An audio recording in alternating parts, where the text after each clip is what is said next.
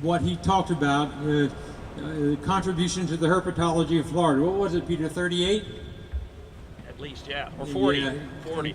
It's probably going to convince me to do something I had decided not to do, just in the interest of time. But for now, we want to, you know, I think, let's put it this way. I love snakes, and I think Dr. Carr did too.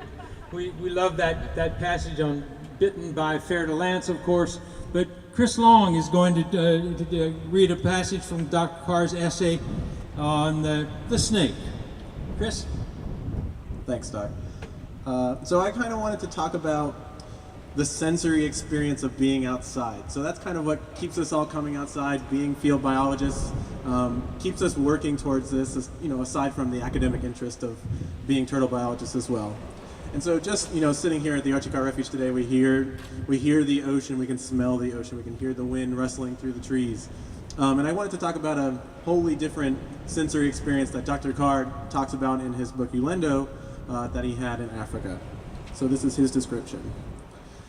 The noise of a prowling snake is like no other animal sound I know. It is maybe most like the pervading, many-footed whisper of army ants advancing. The sound trail of other animals is a broken, usually rhythmic, pattering or pounding, a set of footballs or of separately snapped twigs, or of repeated rustling thumps or crashes. In a way, the progress of a snake itself is a series of steps.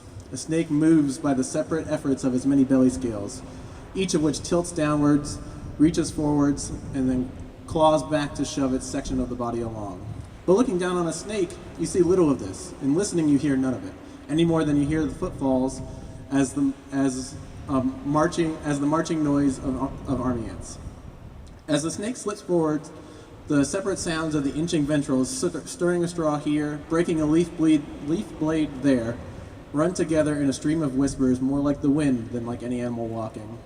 I am not talking about the racket of a scared snake looping away in disgust from under your blundering feet, lashing the dry brush in panic.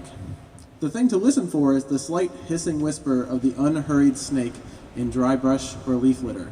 It is a sound not many people know, but one all their ancestors knew, and one likely to stir ancestral juices when suddenly you know you hear it.